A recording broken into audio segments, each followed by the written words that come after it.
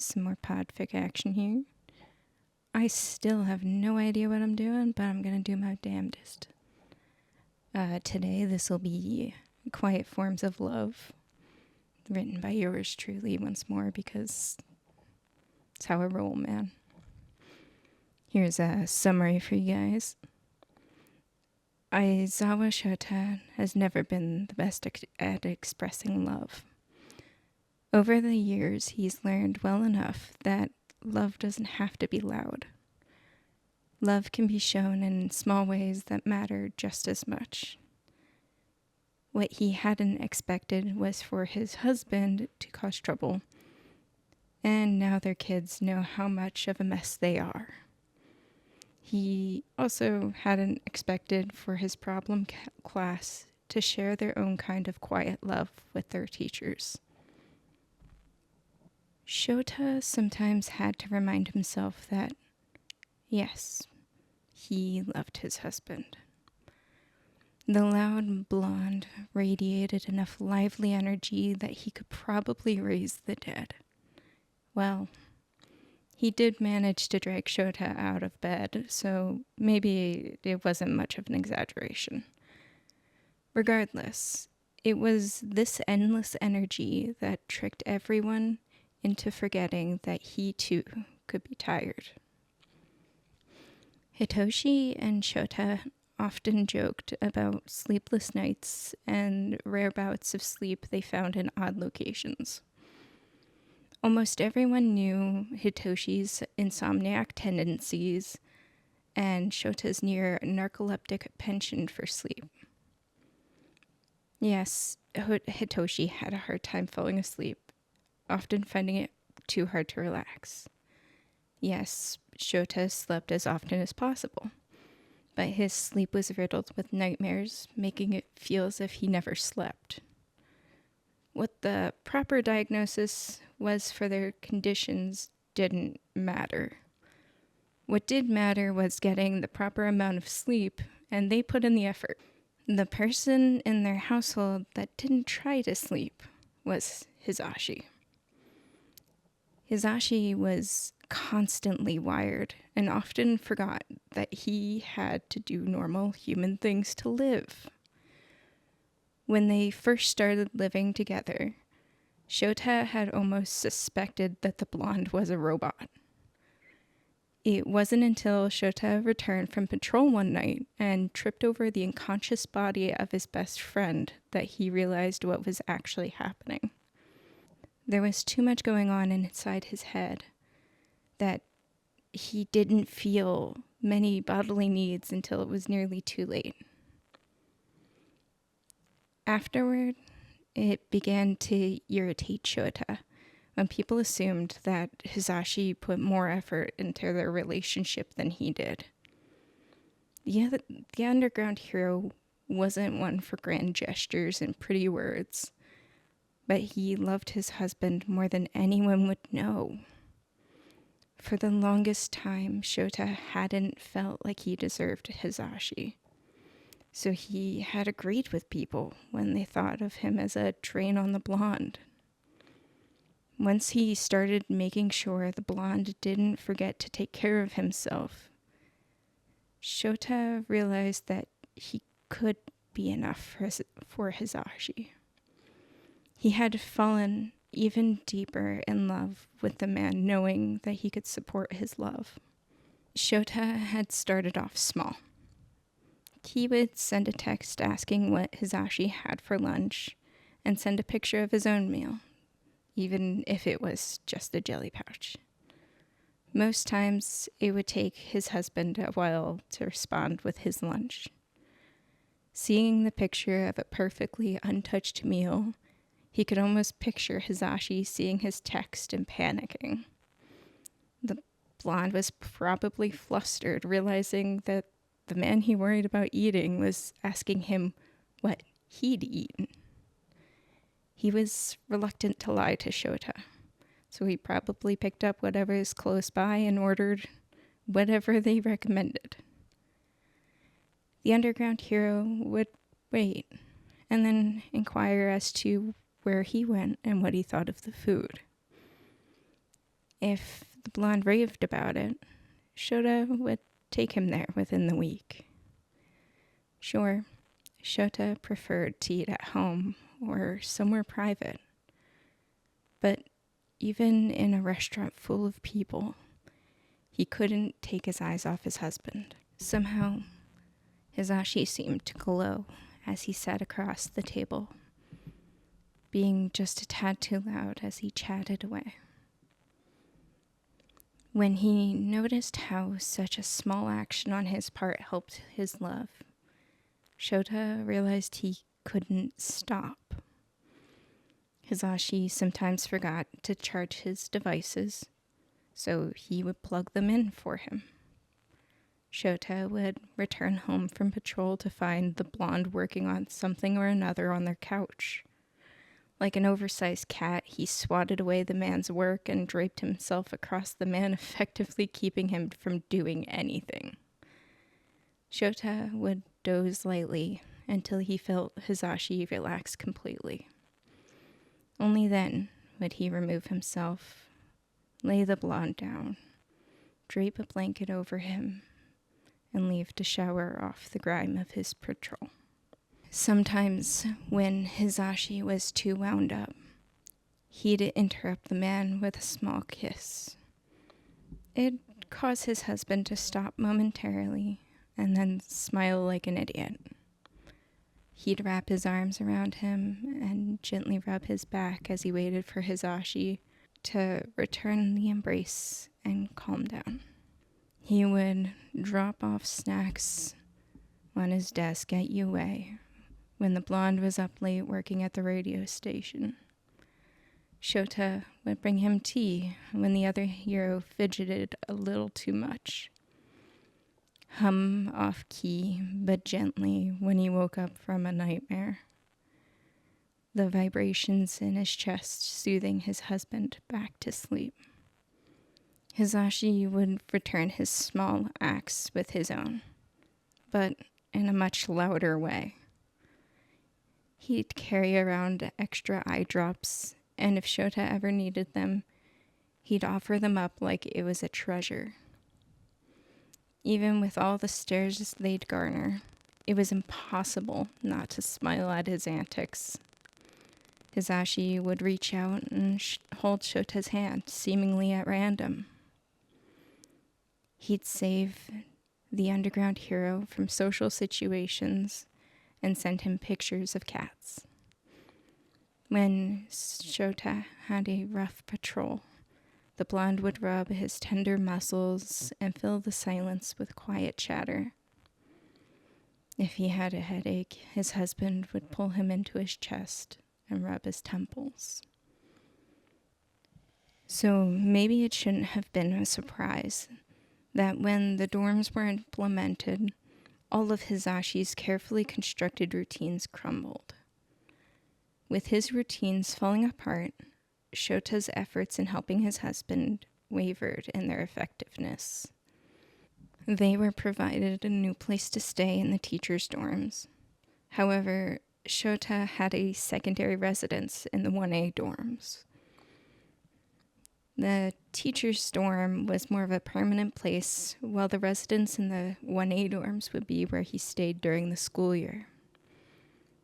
Nezu was forward-thinking and ensured that the unit in which the guardian stayed had ample space. While it did help cut down on travel time to their commute to UA, it also increased the time to get to their patrols or Hisashi's trips to the radio station. The time it took for Hisashi to leave varied, as he now had to account for being stopped by students. Something was bound to break, and no matter how many times Shouta warned his husband, the blonde wouldn't listen until it blew up in his face. Or, well, it blew up in everyone else's face.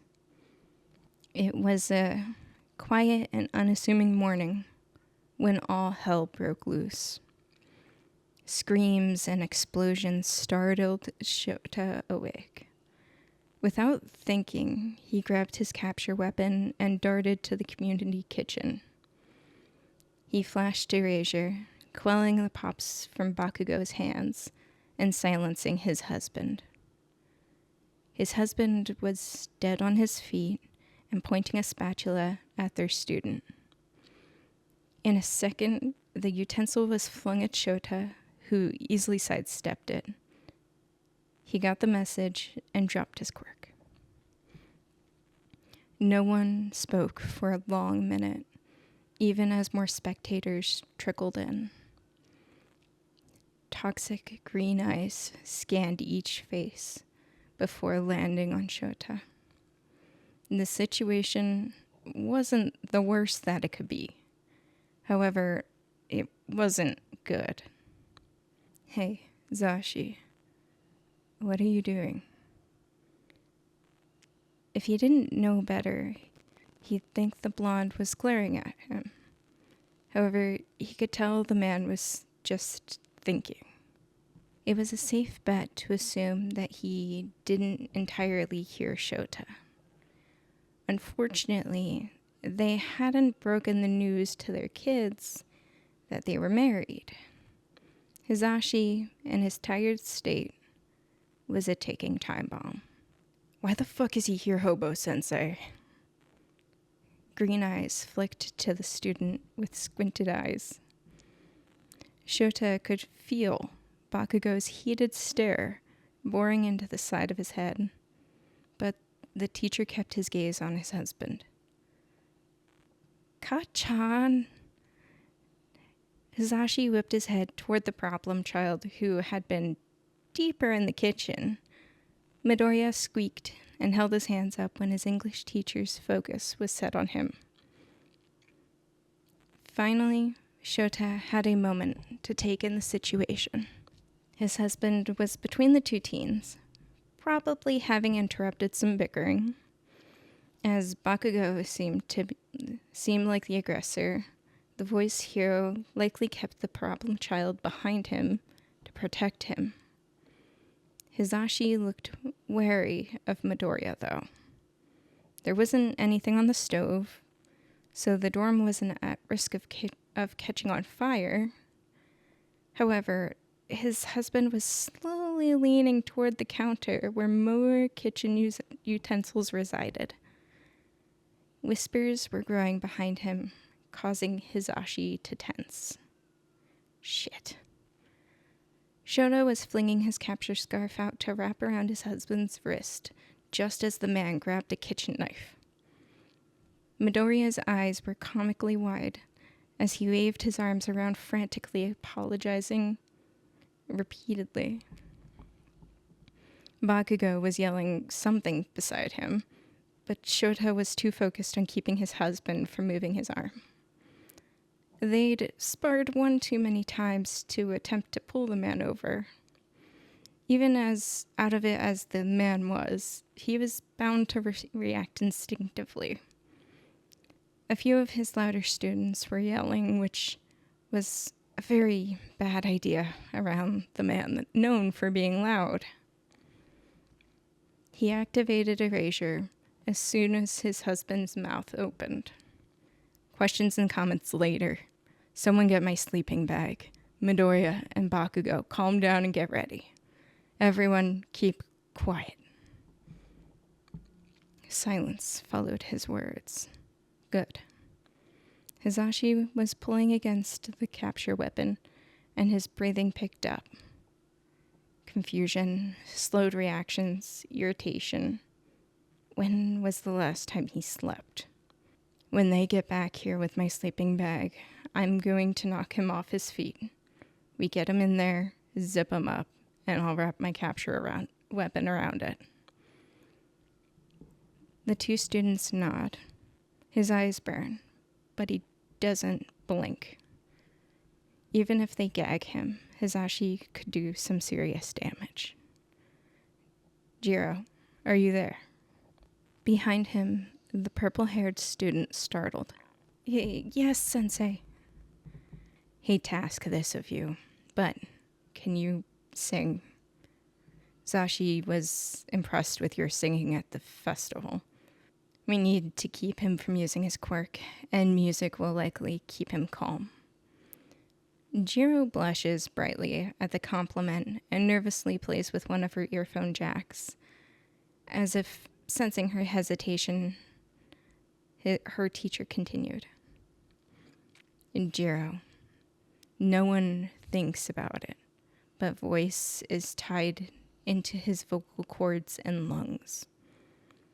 Midoriya visibly perks up and bites his lip, trying to keep in a tangent.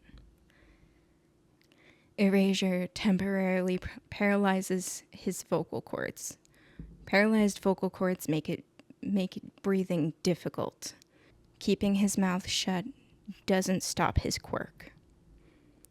They had learned years ago the ins and outs of their quirks. The memory of the two of them in high school learning the limits of quirks would never fade. They were dumb teenagers trying to be heroes, and were told they would have to push past their limits. So they tried. Hisashi's quirk was easy to cancel, and neither of them thought much about how quirks were bodily functions. Someone with a strength quirk wouldn't lose muscle mass when erasure was used on them, but any excess power would disappear. Bakugo still sweat when erasure was used on him, and the chemicals remained the same. However, it kept the quirk from exploding. In other terms, it kept quirk energy from being used. Hisashi, having been born with his quirk, was constantly using his quirk as it had no off switch. Long story short, they'd been seeing how long Shouta could use his quirk on Hisashi. Neither of them took the blonde's gasping breaths into account. It was just how erasure worked on him. It was only after Hisashi passed out that they learned, after a series of tests from Recovery Girl, what was happening. Afterward, Shouta never used his quirk for long periods of time on his husband. I'm essentially choking him. Midoriya grimaced, and a few students behind him gasped. After a few seconds, Jiro cleared her throat and began singing something soft and sweet. Another voice joined in singing, and a few deep hums followed. Hisashi wasn't tugging on his arms as much, and tilted his head ever so slightly as the music filtered into the air. Shouta wasn't going to question the gentle strums of a guitar that snuck into the sounds. There's a yell behind him. His rolled-up yellow sleeping bag is soaring through the air and caught by Midoriya. With a flick, the sleeping bag is enrolled, and the three of them are on the voice hero in a flash. When Shouta tugged his capture weapon hard enough to knock his husband off balance, Bakugo was dragging him to the ground. Midoriya's throwing the sleeping bag over his English teacher, and the teens work together to flip, restrain, and zip the man into the sleeping bag. Shouta wraps the sleeping bag up in his capture weapon, keeping him from struggling further. Finally, he sits near his husband's head, pulls his head into his lap, removes his glasses, and starts carting his fingers through long blonde hair. Slowly, Hisashi calms to where he isn't struggling, but doesn't fall asleep. Too many eyes are on them, but none of them break the moment. It feels like forever until his husband finally dozes off. Bakugo opens his mouth, but Shouta simply holds up a single finger and then holds out his hand. His headphones. One of his students ran off and returned with the requested item. As soon as the headphones are in place, the explosive boy growls out, "What the fuck?" "Kachan!" Problem child gasps and slaps his friend's arm as if he hadn't heard far worse from the boy. Kaminari is snickering somewhere in the crowd of students. Tenya looks between his two teachers with a worried look. Hitoshi is smirking at them. Ashido and Kirishima's eyes are glittering. Asui tilts her head and speaks up. "Sensei, why is Yamada-sensei here?" Shouta nods to himself. An easy question and straight to the point. "I can't exactly say why." Hisashi didn't stay at the 1A dorms too often, as the students would have noticed.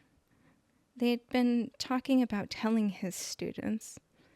However, they hadn't agreed as to how. That and Shouta had been trying to keep the blonde from his bad habits. He was probably looking for me, though. Midoriya perks up and holds his fists up to his chest like some schoolgirl. "Oh yeah, you guys were high school friends." Tenya glances over to the green-haired teen and pushes his glasses up, yet says nothing. "Asshole barged in, stepped between us, and just started lecturing me on fucking language." "Actually, Kachan, he was lecturing you on using curse words as filler words and how they are less effective as curses when used in such a way. Then when you yelled at him, he yelled back and then stole the spatula from you and started whacking you with it."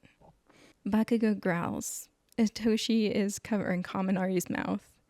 Jiro is quietly snickering, and Tenya looks like he wants to speak up. However, before Shouta can drop several information bombs on them, Todoroki raises his hand. "Could it be that Yamada-sensei is your secret lover?" "That'd be so manly." Kirishima's eyes are watering. Koda signs love with a tilt of his head. Hagekure and Ashido hug, squeal, and jump up and down. Again, before Shouta can speak, Tenya is chopping the air and loudly speaking. "Todoroki, they can hardly be secret lovers when they're married." Sero shrugs and nods to himself. Checks out. Uraraka spins and holds her hand out to Aoyama, who deposits several bills in her hand. "You guys are married?" One too many teens ask at the same time, and a "so manly" echoes in the silence after. Shouta narrows his eyes at his students, as if to dare them to interrupt him again. As soon as his mouth opens, a soft questioning "Show" is voiced by the man in his lap. All eyes turn to his husband. He's sleepily looking up at him and shifting to snuggle deeper into the sleeping bag. "I missed you." There's a small sniffle from the man as a single tear trails down his face. Despite the blush heating his ears and cheeks, Shouta smiles softly down at Hisashi. "I missed you too. We'll talk more after you sleep." The man's eyes drift close. "Okay, sure. I love you." "I love you too." For once, his students don't ask any questions. They looked to one another, and after a series of nods, they dispersed.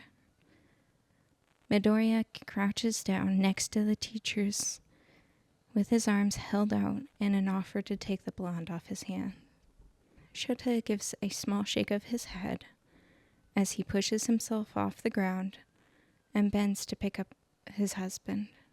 Bakugo is standing by the doorway with his arms crossed, but doesn't say anything as they pass him by. The common room is a mess. He isn't sure it looked like this when he had rushed to the kitchen, but as it stands now, there's blankets everywhere. A few of his students run in, throw some blankets in the center of some couches, and take off again. Several small critters latch onto a blanket and drag it into the mass of blankets. They scurry around, adjusting the bedding until they're satisfied, and run to collect another blanket. 2 different hands rest on his shoulders and gently guide him to the mound of blankets. Hizashi is pulled out of his arms as he's shoved into the plush fabrics with the simple direction of get comfortable. Shouta feels like he's swimming in clouds as he struggles to escape, but finds himself sinking into a comfortable hole. A yellow mass is set next to him, and with a few adjustments, they're tucked into a nest of blankets. Distantly, he can hear his students bicker over a movie and eventually settle down elsewhere in the mess of blankets.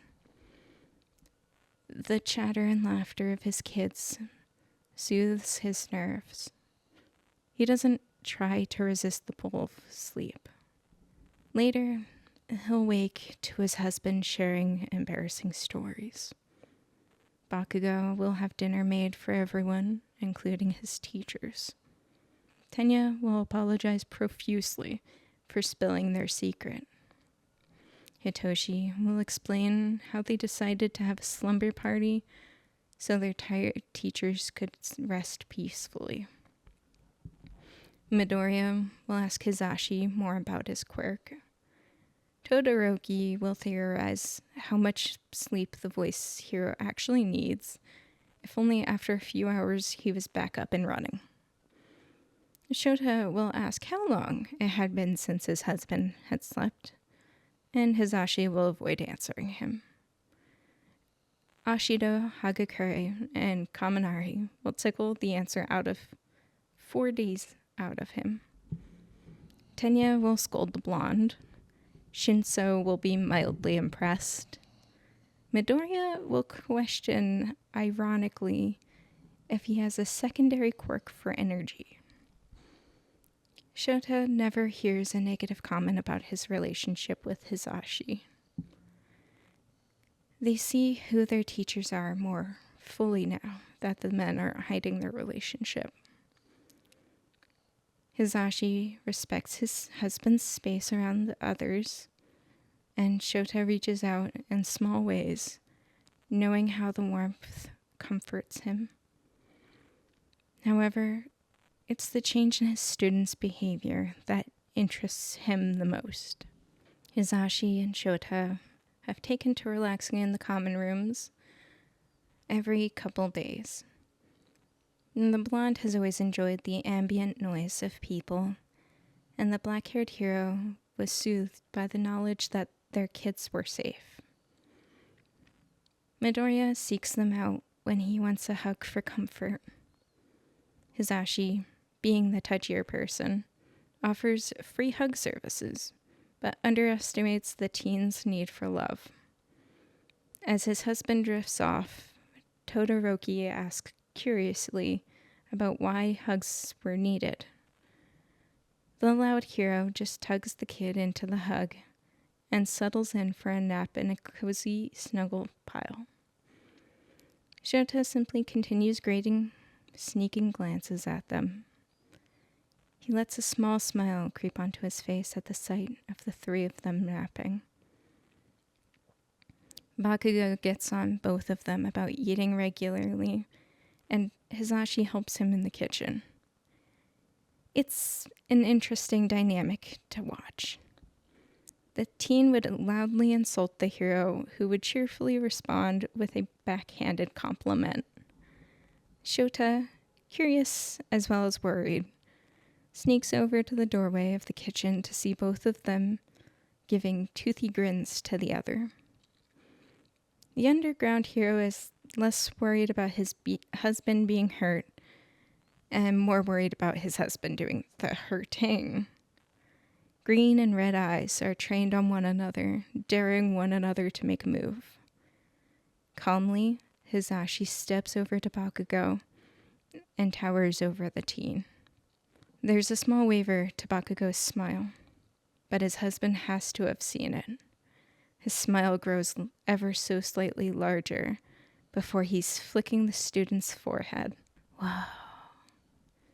It's soft, but Shota's still surprised. Ashido was on the other side of the doorway, watching the two blondes. He's not even yelling about it.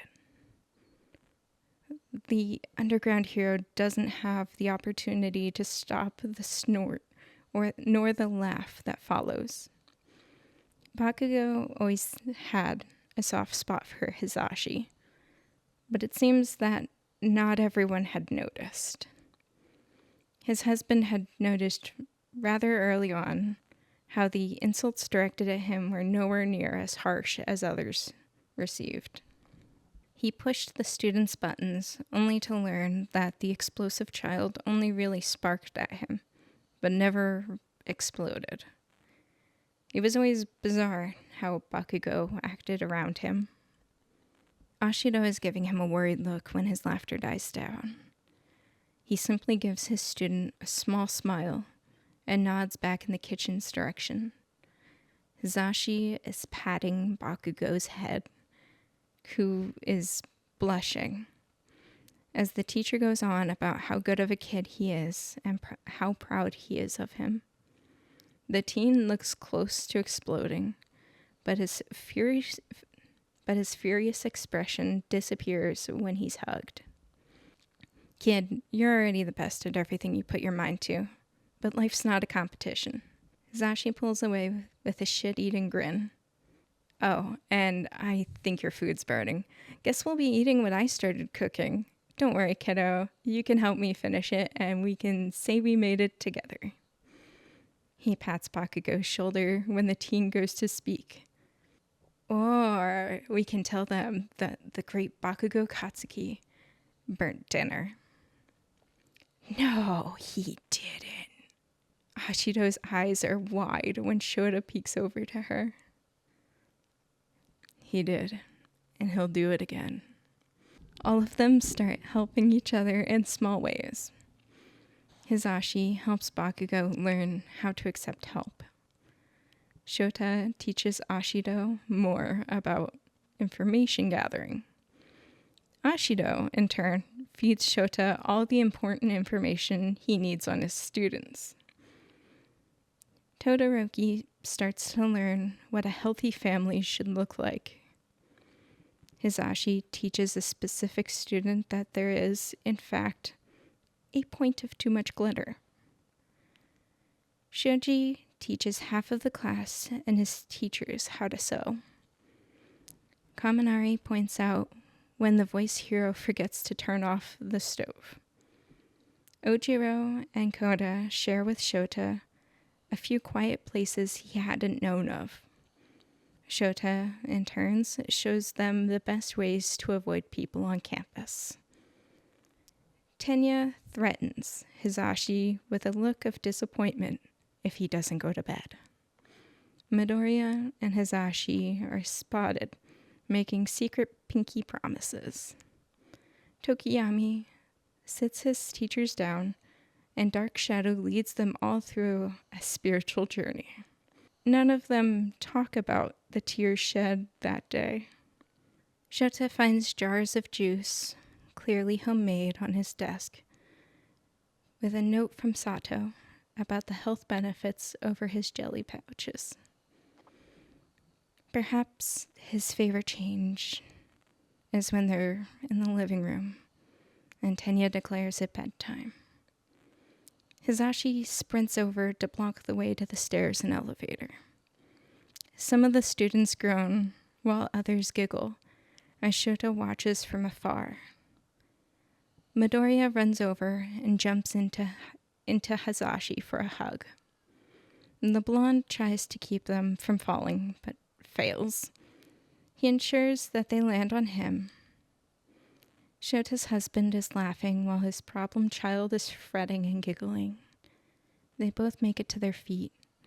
Hisashi hugs Midoriya again, mumbles something soft only for his ears, and pats the kid on the head as he pulls away. Good night, Izuku.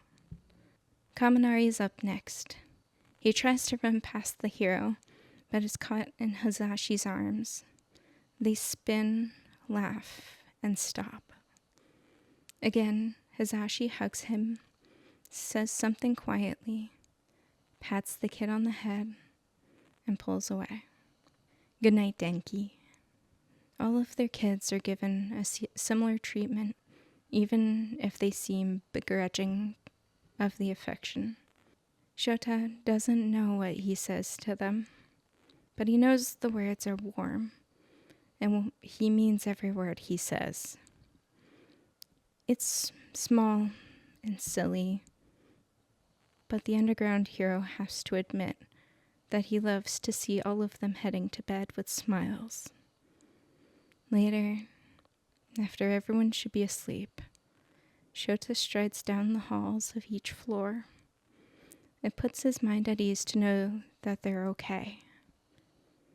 If he says goodnight to each child as he passes their room, well, they don't have to know that. His love might not be as loud as Hisashi's. However, it doesn't mean his love is any less. And that is Quiet Forms of Love. I hope you guys enjoyed. Thank you for listening. Okay, bye.